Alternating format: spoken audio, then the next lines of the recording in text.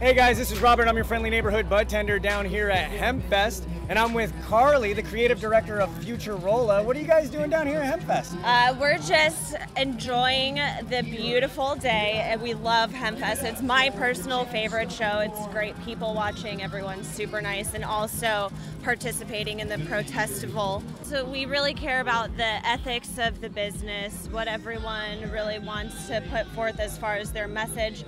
For us, we like to use natural products. Our paper is super thin with no additives. We use organic acacia gum, all that kind of stuff. We don't really like to get into the whole concentrates. We just like good old joints. You guys are being used by producer processors for their joints, and I see you almost on every shelf. I mean, was it hard breaking into that kind of industry, going from just straight papers? We do fill all the markets. We've got the direct-to-consumer, B2B. We work with a lot of the processors doing high-quality pre-rolled cones like Willie's Reserve, Artisan, From the Soil, just to name a few. So all these big producers up here. Washington is a huge market for us because they just love our paper. Yeah. You know. Well, those are some great name drops. From the Soil is one of my favorite, producer processors. Yeah. And where can people find out about all this? You guys got a website, Instagram? FuturolaUSA.com, at FuturolaUSA on Instagram. We're also on Facebook, Twitter.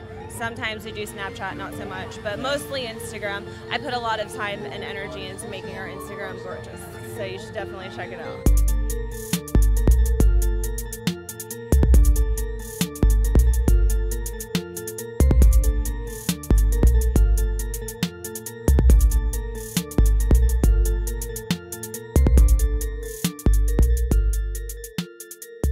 I'm with Patrick from 22 Many. Real quick, and don't worry, everybody makes this mistake. It's 22 too many. 22 too many. Yeah, that's all right. Hey man, I've been seeing you around a lot. You've been very active in this Hempfest. You had the first veterans panel on medical marijuana, all veteran panel. Yep. That was amazing. So, what's your mission at Hempfest this year? Our mission down here this year is to reach out to veterans and get our word out about our mission. This is also the first VIP area / safe zone for veterans, specifically for veterans. So along with the all veteran panel, and this is the first time that they've done that. So Seattle Hempfest is really reaching out to the veteran community, always has. Awesome. And where can people get in touch with you and find out all this information to keep informed? 22toomany.org or Olympia.org. So it's 22toomany-Olympia.org, and everything, you can get to everything from there. All right, perfect. Thank you so much, man, for everything you've done.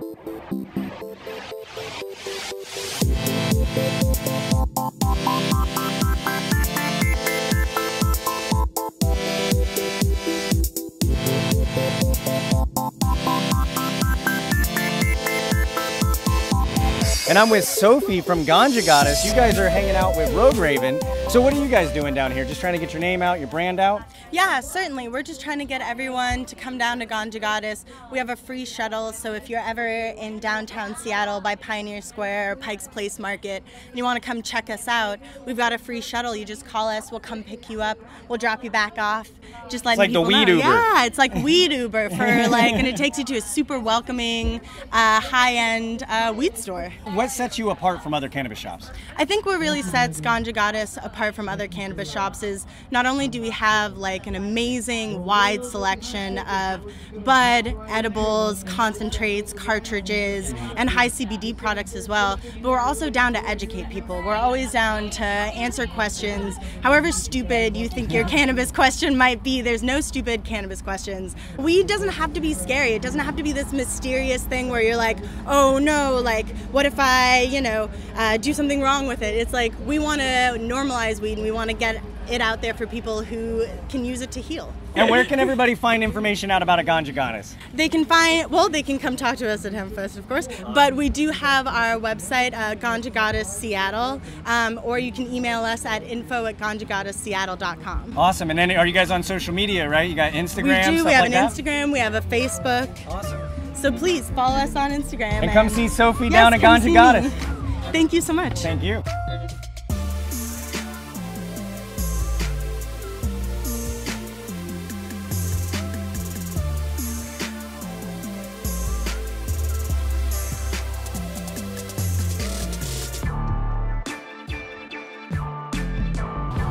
Hempfest hanging out with the 420 nurses.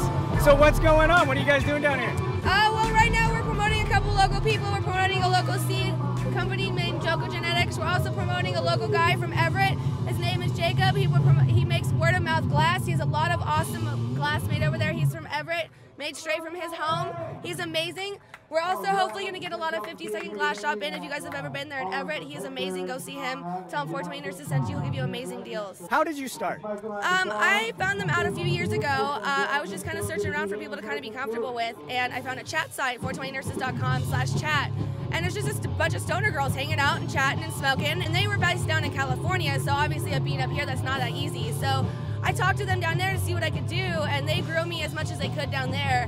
And I'm kind of going on my own now and seeing what we can do up here from what they've taught me. And I'm trying to grow. We're a female-based company, trying to get the females out there and more. How do you feel like women are represented in the cannabis industry? For the longest time, it's been a male-driven market. It has. And it's been kind of hard for women to break in. How do you feel the struggles that you've had to deal with as far as breaking into the cannabis community? I think the most struggle is kind of people putting that portrayance on that we're just here to look pretty and dab. A lot of that, yes, we're here to look pretty. We always look pretty. Yes, we love dabbing, but we're also here to tell people what cannabis is for, what it can and cannot do for you, the ups and downs of it, and also, like I said, promote local companies are here to do nothing but help and provide for what we need as medicine. Yeah, absolutely. You're the nurse side of Exactly. 420 Nurses. Yeah. You know what I mean? So what's in the future for 420 Nurses? What's your goal? Our main goal is to hopefully have our own big building, big headquarters set up to where companies like this, they can have their little section. They don't have to go out like, these are just starting companies. They can't afford their own building. They can't afford their own shop. I want to be able to get to that point where I can afford them their own little space and have their own little shop where they can start up and get going. Awesome. So where can people find you? Let them know where your website is, where to hashtag you, Instagram. Hashtag Lakewood420Nurses and hashtag Ladybug420. You can find me anywhere, Ladybug420, double G's. Find me anywhere, Instagram, Facebook, 420nurses.com. Also store.420nurses.com/Ladybug420. Get our gear for discount.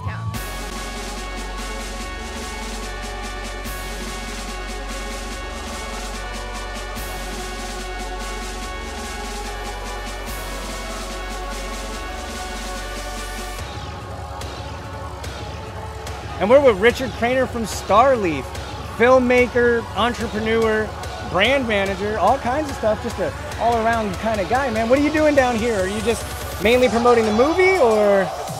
I'm having some fun, man. We're just having fun. We've got E.T. Weed movies that we're hawking here. We've got some lighters, stuff, and just kind of meeting the people, introducing ourselves again to the community. It's been actually a lot of fun. I've had several people who've come up to me and they've told me things like, I've watched the film 50 times. I keep showing all my friends. It's pretty cool. It's pretty cool to come back 2 years after the film released and still see people enjoying it and connecting with you. So that's why we're here. You know, we're just trying to keep the Starleaf mojo flowing. That's awesome. Keep it flowing. Well, I mean, it's a great movie, and what I like about it is the undertones to it. You know what I mean? It's like a lot of people, they see the alien, they see, you know, the alien weed. Oh man, I'd love to smoke that. You know what I mean? But the story of the struggle of the main character overcoming his PTSD is what really rings, I think, more truthful and heart into the hearts of people. Explain the inspiration behind that. I'm all about subverting society. You know, I'm all about like trying to get people to think differently, because we get things get framed, you know, in really bad ways that are kind of geared towards making you someone that wants to exploit us all. I think, you know, so everything's kind of framed wrong. So art is a chance to, like, you know, reframe things from the point of view of the common person, which is what we all are. My inspiration, the main inspiration, was that I had cancer in 2010. Which was kind of an eye-opener in a lot of ways. It exposed me to some alternative health ideas. And I had a brother who came back from Iraq with PTSD, so I was around a lot of those types of guys and situations. And what I noticed is that cannabis kept kind of like creeping into the discussion. So my whole point around cannabis is just, I just want to destigmatize it. And Starleaf was about being able to tell a real story, because it really happens. You know, in real life, these guys are coming back, and cannabis does help a lot of them. And they just need other options in general. And it's also it's a naturally occurring, helpful plant. God, whoever put it here for a reason, you know. So yeah, my inspiration is both, you know, to have some fun with it, because, you know, there's a lot of comedy potential. But I also just think most people come at this conversation with such a prejudiced point of view. Well, what's the old saying? You know, if you're going to tell people the truth, make them laugh, or they're going to kill you. Oh, they're going to kill you. That's the most important thing, you know. Like when I first pitched the idea to Hollywood, they were just laughing at me, like, "Oh, it's going to be silly and stupid." I'm like, "Yeah, it's going to be really stupid, you know." Yeah. Just so that they've signed the check or whatever to get the film going, and then, but underneath it all, I think there is an opportunity, and there was, and I think we succeeded in like showing that there could be a serious undertone as well. And you've been using the momentum of Starleaf, I think, rather intelligently. You know, you moved over to branding, is that right? Yeah. And what do you work? Which farm are you working with? Phoenix Cannabis out of Olympia, Washington. And what's really cool about Phoenix Cannabis is they're an organic grow.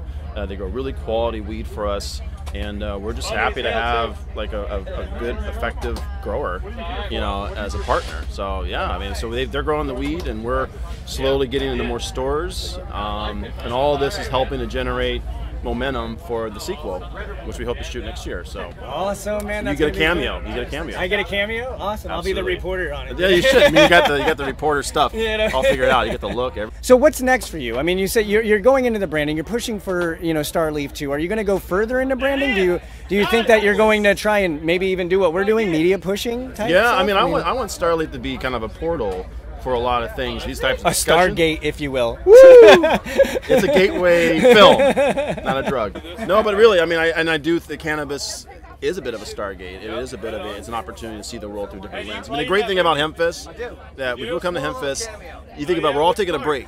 We're all taking a break from the big narrative that's out there that says this, that, and the other thing, makes us this, that, and the other thing. We get to be normal people you for a day. You can just be whatever you want for a day, you know? Yeah. And most of the people that are running around here aren't doing anything crazily abnormal. They're just sort of hugging and I think the worst things. I've seen is free hugs.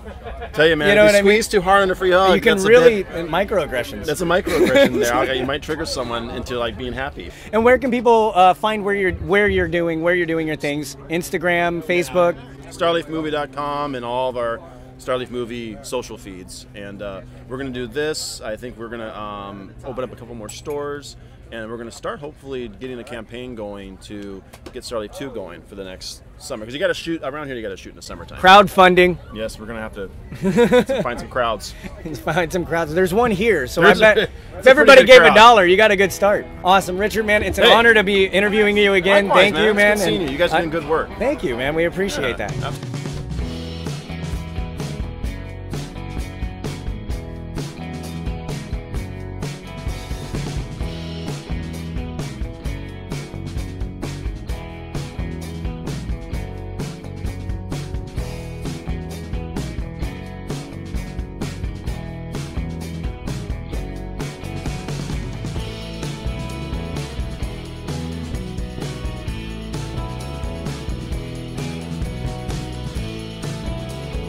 We're down here with Fat Dre from rapper Kush down at Hempfest, man. What are you doing down here, dude? Oh, man, we're just showing the world a great time, trying to get the brand out and trying to let the world know that rapper Kush is a lifestyle movement brand. And also you can find the great cannabis-related products in your local I-502 retail store. Well, you don't just do that. From what I understand, you're a rapper as well, right? Yes, I am. What got you into like doing cannabis and merging rap together? What was that defining spark for you? Well, I'm a medical patient, so really I had a lot of time on my hands. Marijuana was my medicine. It got me off of 18 prescription medications, and so I just wanted to create something that the world can feel what I do every day. It's amazing what the plant can do, and it's amazing what the plant can achieve once people actually open their minds. I know a veteran who got off of opioids the same way, you know, and so your music encapsulates that along with your brand. Is that what you're trying to tell me? Absolutely. It's just a great music. I do music for the people. We having great response for it. A lot of people are digging the album. Northwest Cropping Season Volume 2, hosted by Slank Johnson, Black Jesus, Cartoon Network, and Spanky Hayes. And so put a little comedy in there, mixed with hip hop, mixed with R&B, and for the people to enjoy. Dude, that's awesome, man. So tell me where everybody can find you, where they can find you online, Instagram, Facebook. Fat Dre, rapper Kush, pretty much everything. You can type in Fat Dre, PHATDRE, and I will get pulled up, my face. Awesome, man. Thank you for letting me interview you, dude. Thank you. I appreciate it. have to pay for his authorization, and he definitely shouldn't have to pay for his cannabis. Listen, a perfect example is Randy. He's in our organization right here. Listen, he is 100% unemployable. He can't work or he'll lose his money, right? He takes last year he spent over $10,000 on cannabis because he chooses cannabis over pharmaceuticals. Yeah. That money, he's a single father. He has to spend $10,000 of that money on cannabis. That should be paid for him. He shouldn't have to take the money he's meant to live on, right, and use it for his medicine. He chooses cannabis. He will not take anything from the VA. He chooses cannabis, and that should be paid for.